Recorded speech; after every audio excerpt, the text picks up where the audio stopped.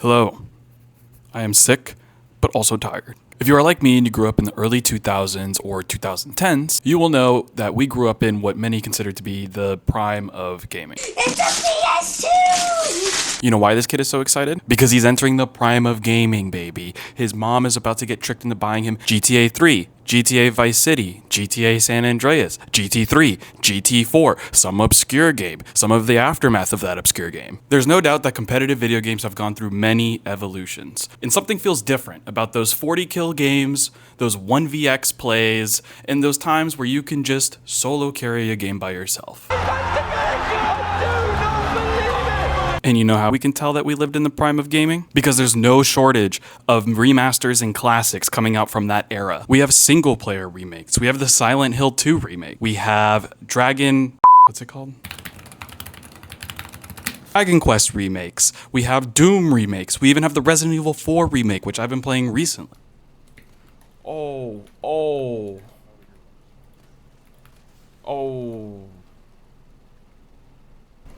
Snake! Yes!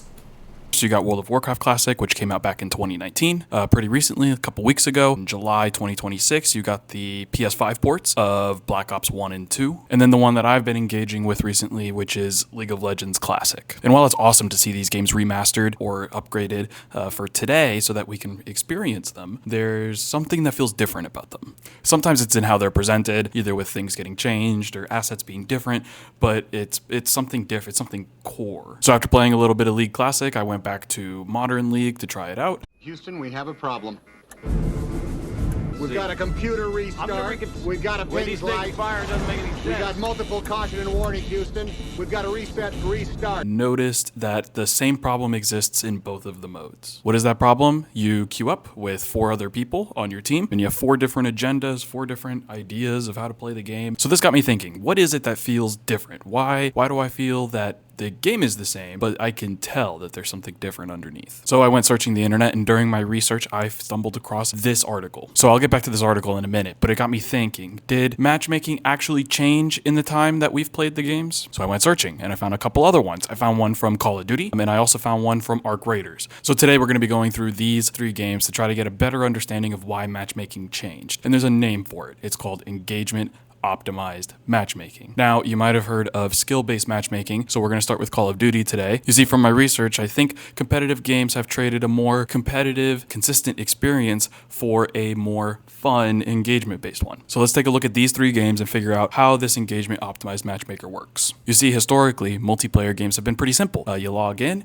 you hit play, and then it does its best to match you either on a first come first serve basis, what server you're connected to, if you're East Coast or West Coast, or your skill in terms of your wins versus your losses, your kills versus your deaths, etc. So if you are a gamer or you've played Call of Duty for a little while, you'll know that there was some controversy around what skill-based matchmaking was and how it affected the game. With Modern Warfare 2019, Treyarch popped the hood on what their matchmaker uses in order to determine games, declining to call it skill-based matchmaking or engagement optimized matchmaking. A lot of these companies won't call it that. You see, Call of Duty games used to be a little different. You would log in, you would queue onto a server, play a game, and then after that game, you'd come back to the lobby with everybody in the game. You would then vote on the next map and play the next game. At some point, Call of Duty ditched this for a disband system. So anytime you played a game, it would immediately put you back in queue and queue you up with X amount of number of new players just to get the game modes going, but to have the skill very tight. So you couldn't just repeatedly be in a lobby where you're better than everybody else. So nowadays, it's more like, did you do really well last game? Well, you're probably going to get stomped because you're in a sweatier lobby. Did you do bad last game? Then we're going to give you an easy game, which in my opinion turned a fun multiplayer experience where the community voted on what made a player good. Was it kill death ratio? Was it your win percentage? Was it just the clips you could have? Now it's more semantics. It's a hamster wheel. You're trying to get ranked points. It's trying to perfectly align you with other players so that you have a 50% win rate and you just kind of keep going and you're trying to climb some arbitrary ranked ladder.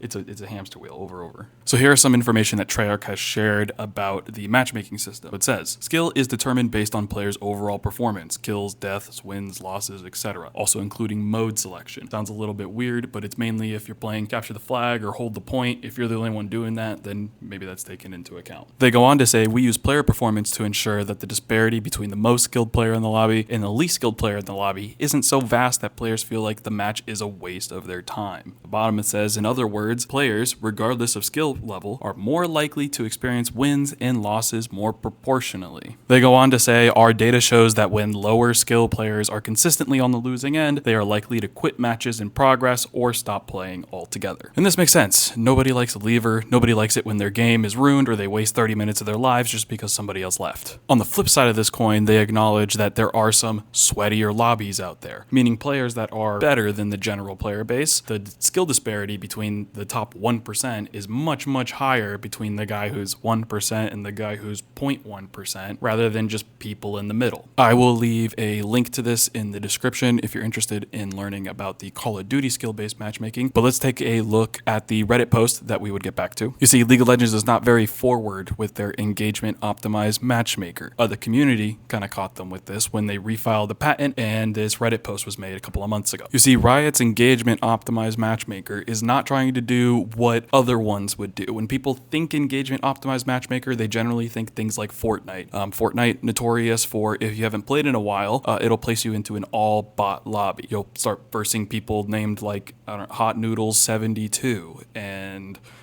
Ticky Tacky 41, and that's because they're trying to get you into the game, get you some kills, and then you get a win, and you're like, oh wow, that was super fun, I got a victory royale, and then you queue again. No, see, Riot's not trying to find you the most competitive game, they're trying to find you the most fun game. Riot even expresses this fun goal in their patent, stating, in a preferred embodiment, an online multi-user game system includes a user matching system configured to match users for a game session, wherein the user matching system is enabled to match a first user with another user based at least in part on the behavior data of the first user's profile. Meaning, anytime you try to engage with the matching service, which is matchmaking, it's trying to take, at least in part, some behavior data from your profile to match you with other players. They go on to say, this compatibility may include comparable skill and experience levels, but a more accurate assessment may require more data points. For example, a player may demonstrate and/or explicitly express a preference for aggressive players and/or team-oriented players. In a preferred embodiment, these behavioral statistics may be recorded and stored within the system and utilized to match potentially compatible players. So what data do they gather?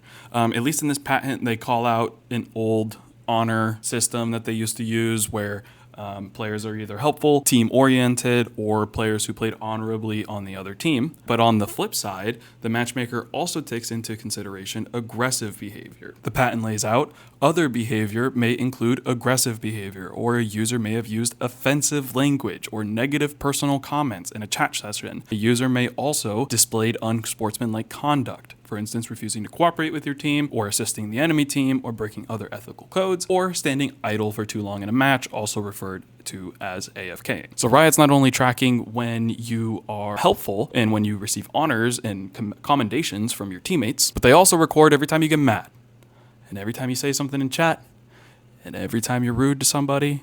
It's all stored in your data profile. So this Riot patent is specifically for something called a social queue. They're trying to patent the idea of having these data profiles and then matching people with them. But here's the most interesting part. This is shrouded in a bunch of legal jargon jimbo, a bunch of turly time nonsense, a bunch of turly time tomfoolery, if you ask me. But here's what it says. A user interface is provided that gives the user the option to actively select player matches, at least in part on behavior data. Social pick. This is implying that you can queue up for this type of game mode.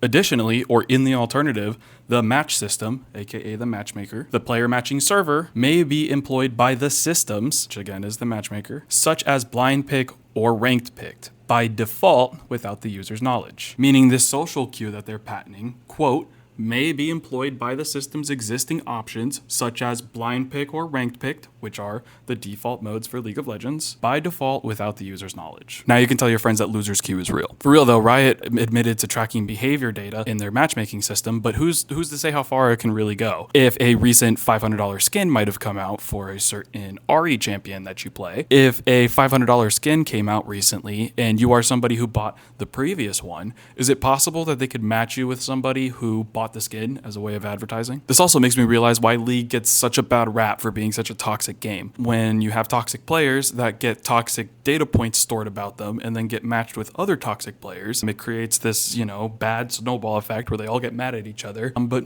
maybe it's okay because all the toxic players are in their own toxic bubble and they're doing their toxic thing over there. And then the other people who want to enjoy the game and be team friendly and whatever, they're all over here, and it's fine because they don't ever cross paths. This comes down to what you consider to be competitive integrity. Is competitive integrity queuing up into a system with people that are the exact same elo as you and trying to beat the people of that elo no matter how they act? Or is it a better user experience to map out somebody's personality and match them with somebody who they'll likely get along with? In my opinion, these games are at the very minimum deceitful with your time because they present themselves as competitive ranked experiences, but secretly they're doing some tinkering under the hood. The last game I want to look at is what I consider to be the king of engagement optimized matchmakers, and that is none other than Arc Raiders. Arc Raiders came out in October of 2025 to a massive wild success and took what is historically one of the most competitive genres of games, extraction shooters known for their grittiness, their toughness, their hard readability. You progress in the game by dropping into a map, gathering materials, and extracting out. The catch is everything that you bring in, you buy or make. If you're eliminated with it when you go into the map,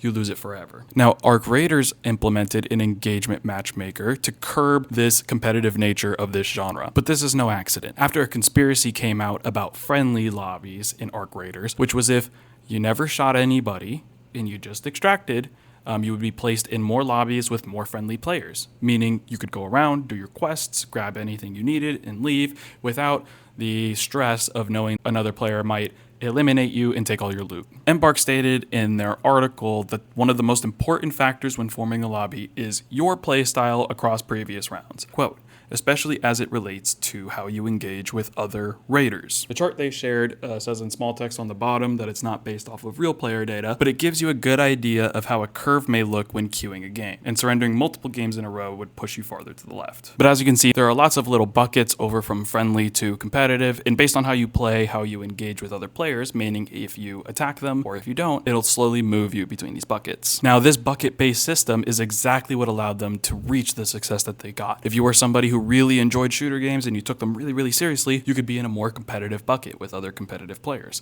However, if you were somebody that just liked running around, collecting things, and trying to max out your inventory or your stash, you were able to do that in a more friendly bucket with friendlier players. This is what led to the huge player numbers and the huge wide ranging of experiences that you see online. And Embark goes on to correctly point out the magic of this system when it's used well. So, from the article again, they say, this is why we see such a wide range of interactions in the game. Raiders forming impromptu musical bands, vibing along, strangers lending a helping hand in a tough moment, betrayals when you least expect them, and justice when you need it most. Firefights that start on site, and negotiations that end with everyone walking away. How do you feel about engagement-based matchmakers? Do they improve your experience? Do you think they damage the competitive integrity of the game you play? Let me know in the comments below. And if you want to learn more about any of these three games and their matchmakers, I will be leaving links in the description. Thanks for watching. If you liked the video, consider subscribing.